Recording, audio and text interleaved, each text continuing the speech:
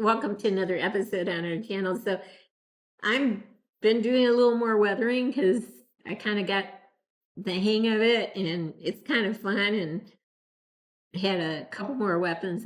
I'm looking around for more weapons to weather. So this is the MP40. I was just talking to my husband about this, a German weapon, right? Used during World War II. It's kind of cool looking, I think. But MP, I didn't know what MP meant, and apparently there's a German word for it. I won't mutilate it, but it has MP in it, and it translates to machine pistol. But this is not a pistol, but it uses 9mm bullets. That might be why they called it a pistol, even though it's a submachine gun. And I didn't know why they called it 40. I thought, well, maybe it holds a 40 magazine, 40 rounds. And no, it's not 40 rounds, but it was released in 1940. So there you go. MP40. Machine pistol, 1940, 9mm. Submachine gun.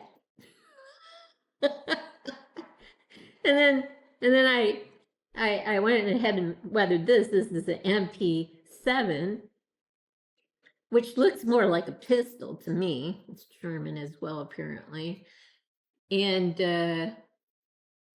God knows, he told me what kinds of bullets it uses, but it's like 4.6 or something like that. And I'm going like 4.6. I don't know why things have to be so complicated. But the point is, this is MP7. This was not made in 1907. This came after this. It wasn't made in 2007. It was made in 2001. But they didn't call it MP01.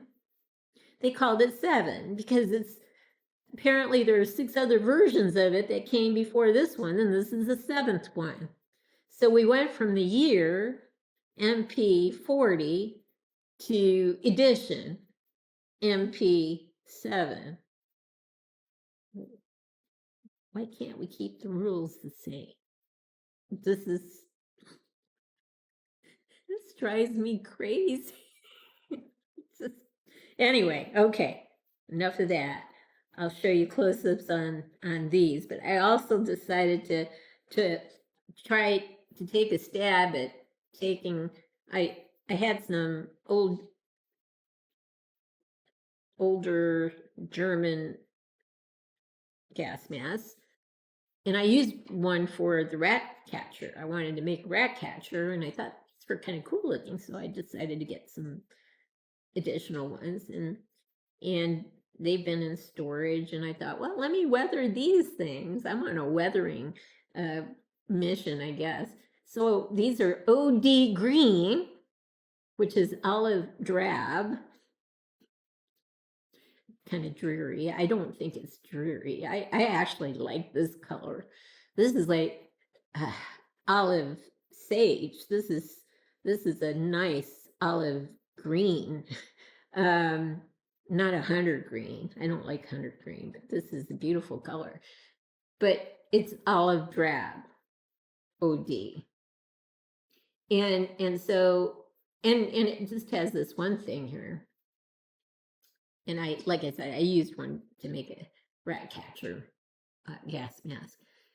Thought it was cute and thought I'd get a couple more. So I have weathered it. You'll get a close-up of these as well, and put some things on it for my post-apocalyptic figures, which I might call PA, post-apocalyptic 25 for 2025. I don't know. Anyway. And then I weathered some canteens, and American canteens. All right. So I'm a happy camper. I did 3 different things today. So we'll pause and show you the thing that got me inspired to start weathering everything around me. hopefully I don't have a need to do all the weapons that are on all my figures. But anyway, we'll pause it and I'll show you the inspiration one more time for starting this process, and then show you close-up shots of the MP40, the MP7, the olive drab cast mass, and the olive drab canteens. We'll be right back. So we are back, and I'm going to rant a little bit more, all right, because some things don't make any sense to me. So in the last episode, I showed you a lot of weapons that were weatherized using a Q-tip, and you have to make sure it's tightly weaved. You can't use a Q-tip that kind of falls apart like this, you know. You can't paint anything when it gets this bad. It's got to be really tightly weaved. So that aside, I had weathered quite a few weapons, and one of them was an M16A1, and the other one was an M16A2. Well, I know there's an M14, but what happened to M15? It's like, okay, we went from M14 and we just skipped one, and we went to M16 and we went A1, A2. Why didn't we do A, B? You guys confuse me. I that's all I can say. I don't understand any of this. But they're nice looking. Some are adorable, like I told you before. The one I thought was the most adorable and the last one that we shot was this one. Beautiful. All right, I'm done ranting. Some of these things just don't make sense to me. Like the M203 underneath the M16A1. Okay, I'm getting it, right? Okay, this is the M203, and I don't know why it's 203. I mean, if you switch from year to edition, and then you skip numbers, it doesn't make any sense to me. Anyway, I'm sorry for ranting, but it just doesn't make sense. So we'll really pause now, and I'll show you the thing that got me started on the weathering mission. All right, we'll be right back. Folks, I keep postponing showing you the thing that got me started with the weathering process, but I had to add one more thing. The last episode I showed you a number of weapons that I had weatherized. A couple of them I didn't know what they were. Somebody helped with one of them. I'll show you that in a bit. And I still don't know what the other thing is. Neither does my husband. So, but the neat thing about the 20 weapons was that I found this lot on eBay, 20 weapons for $20, and I went like, okay, that's reasonable. Sometimes you're still seeing 20 weapons for $150, 20 weapons for $75, or a whole slew of things for $225. There's no way, we're pinching our pennies now, and even more so with all the craziness in the world going on right now. So there were 20 weapons. I knew I didn't want all of them, but there were about 12, 13 that I did think I would hold on to. And I thought I would barter the other weapons to a 1/6 scale distributor that I know who will give me store credit in return for bartering. But I've also now established another relationship with another 1/6 scale loose distributor who will also barter or pay cash. Both entities will either barter or pay cash, store credit pay cash. I it's more if you get store credit. So the first place, the place I've been doing a lot of bartering with has, and I had a lot of things I didn't want anymore. So they're going to give me $450 of store credit. This is the way to go, everyone. If you can do this, test out, ask 1/6 scale loose distributors if they're willing to barter with you for either cash or for store credit. It's worth it. $450. The other place is going to give me either $270 in terms of store credit or cut me a check for $248.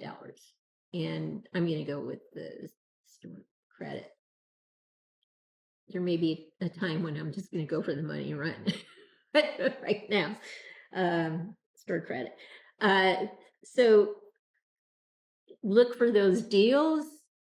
If you get them and you can establish a relationship with a 1/6 scale loose distributor, that's a nice way to get items that you want to customize things. And, you know, you're at least breaking even, hopefully. You're not losing money. There are things you don't want. There are things they want. There are things you want from them that they're willing to get rid of. And it's just a win-win situation. So with that now, we'll pause. I'll show you my inspiration for weathering, and then I'll show you the weapon that was identified by somebody and another weapon that neither my husband nor I know what it is still. And if you know, that would be nice. We'll be right back. So here was my inspiration for weathering things, and I wanted to start with gas masks, but I found that big deal on eBay for those weapons, so I started with the weapons in terms of weathering things. This gas mask looked awesome. It was weathered. It had a number on it, writing on it. I thought, hey, maybe I can do some of the same stuff on some of the gas masks I have for my post-apocalyptic set that I'm creating. And so I got this, wanted to see how it looked, face to face, and to see if I could replicate it or get close to it. And I love it. Now, interestingly, they only had two versions, 00 and 02. I have no idea what happened to 01. It doesn't exist, I guess. But I got 02. So this is very cool. They described it on eBay as waste soil, but I don't think that's a brand. I think it's a look, and the brand might be something different, but I don't know what the brand is. If you guys know, let me know. That would be great. But I'm going to show you a weapon that was identified that I didn't know what it was. And I kind of thought maybe it was a blaster, but it had a magazine in it. And I kept thinking, I'm not sure Star Wars stuff had magazines. I don't know why I was thinking that, but I just had that thought. So somebody said this is definitely a blaster. So I'm cool with that. It does look like, now that I have that word in my head, it does look like a blaster. So that's cool. Know that one. This one, don't know still what it is. So if anyone knows what this thing is, that would be cool to find out too. It's been weathered, of course. And the thing is, it has kind of like a silencer at the end. Looks like a silencer to me, but I don't know what it is, and I'm curious. I put the letters and number there just to spice up my look for my post-apocalyptic figures. All right, so that was my inspiration. I decided to do gas masks today and canteens. So here's what I ended up doing. It's maybe not as cool looking as that one, but you can see it's been weathered. It's olive drab, OD green. And I've got some letters and a number there, not as big as the one you just saw and the one I purchased. But I also have last ones standing here. That would be for my post-apocalyptic group. So anyway, I felt really good about this process. It's more subtle in terms of weathering. You can see a little silver here. You can see silver around the eyes, right down here, certainly here, and on the edge here, if we go around, so forth, a little up here around the edge. Any place where there's something protruding out is where I would put a little silver. So I have cute little matching. Yes, yes. That says the last ones standing. All right. And then I did canteens. Nothing big about this. Just subtle, just a little. And so there it is, around the top primarily, on the edges, the snap, and so forth. These are American. The gas mask is German. I just thought it was cute looking. So yeah. So I'm working on my post-apocalyptic figures. Hopefully the next thing you'll see is a weathered version of one of the males in the group that I've created. You've seen a neat, clean version of a female and then the weathered version of the same female. And I hope to do the same thing with the primary male in the group. So hopefully we'll be able to see that maybe in the next week, fingers crossed. So we'll pause, get everything back up on the table, I should say, and say our goodbyes for the day. We are back, and here is the weathered MP40, which is the year of release, 1940. The weathered MP7, which instead of year of release is the addition, I guess, of the weapon. Six other weapons like this came before the seventh one. Here's the inspiration for weathering. All those weapons we showed in the last episode, and the work that I did to try to replicate gas masks that had writing on them. They're in olive drab though, and canteens that I tried to weather. I hope you've liked what you've seen. If you have, consider giving us a thumbs up and subscribing to our channel. In the meantime, everyone, please have a great day.